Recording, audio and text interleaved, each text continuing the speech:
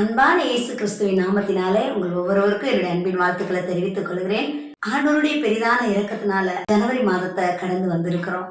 இந்த பிப்ரவரி மாதத்துல ஒரு அருமையான வாக்கு தத்துவத்தை ஆண்டவர் நமக்கு கொடுத்திருக்கிறார். இந்த ஆண்டவருடைய வார்த்தை உங்களுக்கு ஆசீர்வாதமாய் இருக்கும். ஆண்டவருடைய வார்த்தை உங்க வாழ்க்கையை வளமாக மாற்றும். உங்களை அருமையாக ஆண்டவர் இந்த வார்த்தையின் மூலம் வழிநடத்தி செல்வார்.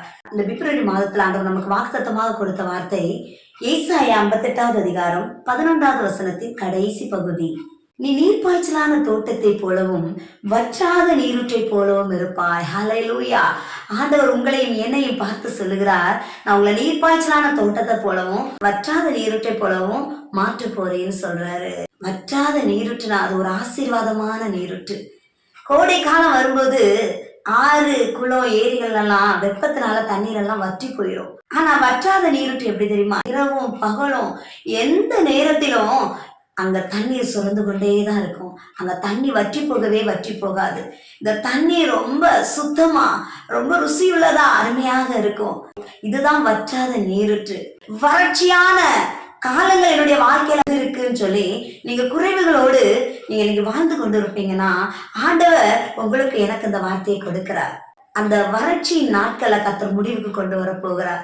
அந்த குறைவின் நாட்களை கர்த்தர் முடிவுக்கு கொண்டு வர போகிறார். நீங்க நினைக்கலாம், எனக்கும் பிரயோஜனம் இல்லை, நான் மற்றவருக்கும் பிரயோஜனம் இல்லாம இருப்பேன், எங்க இருந்து எனக்கு ஆசீர்வாதம் வரும்னு நினைக்கிறீங்களா?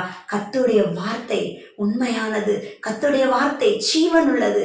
இந்த வார்த்தையை கர்த்தர் உங்களை நோக்கி அனுப்புகிறார். எத்தனை பேர் இந்த வார்த்தையை நீங்க நம்புறீங்க? கர்த்தரை நம்பி இந்த வார்த்தையை உங்க வாழ்க்கையில நீங்க ஏற்றுக்கொள்ளும் பொழுது நிச்சயமாக ஆண்டவர் உங்களை வற்றாத நீரூற்றாய் மாற்றுவார். இன்றைக்கு உங்களை வற்றாத நீரூற்றாய் மாற்ற விரும்புகிறார். நீங்க குடும்பத்துக்கும் தேசத்துக்கும் ஆசீர்வாதம் உள்ளவர்களாக, பிரயோஜனம் உள்ளவர்களாக இருப்பீங்க. அப்படிப்பட்ட ஒரு ஆசீர்வாதம், அப்படிப்பட்ட ஒரு வற்றாத நீரூற்றின் அனுபவத்தை உங்க வாழ்க்கையில கர்த்தர் தர விரும்புகிறார். ஹல்லேலூயா. தேவ பிள்ளைகளை நீங்க எத்தனை பேர் இந்த வார்த்தையை விசுவாசிக்கிறீங்க? இந்த வார்த்தை உங்களை நோக்கி கடந்து வருகிறது. கர்த்தருடைய மகிமை உங்களை சூழ்ந்து கொண்டு இருக்கிறது. தேவ பிரசன்னம், தேவ மகிமை உங்களை சூழ்ந்து கொண்டு இருக்கிறது. கர்த்தர் உங்களுடைய வறட்சியை முடிவுக்கு கொண்டு வருகிறார். உங்களுடைய குறைவின் நாட்கள் முடிவுக்கு வருகிறது. உங்களை ஒரு ஆசீர்வாதமான நீரூற்றை போல உங்களிடத்திலிருந்து நன்மைகள் வெளிப்படும்படி, நீங்க மற்றவர்களுக்கு ஆசீர்வாதமாய் இருக்கும்படி கர்த்தர் உங்களை மாற்ற போகிறார். ஆண்டவருடைய வார்த்தையின்படியே ஆண்டவர் தம்முடைய இரக்கத்தை உங்க மேல வெளிப்பட வைக்கிறார். பயங்கரமான ஒரு வறட்சியை கடந்து கொண்டிருக்கிறேன்னு நீங்க நினைக்கிறீங்களா?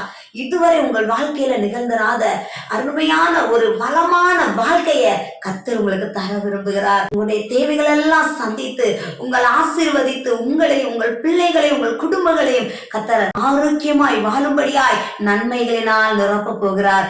கர்த்தர் உங்களை பார்த்துதான் சொல்லுகிறார், நீங்க ஒரு ஆசீர்வாதமான நீரூற்று. இந்த வார்த்தையை கேட்கிற உங்கள் ஒவ்வொரு மேலும் கர்த்தருடைய வல்லமை வெளிப்படுகிறது.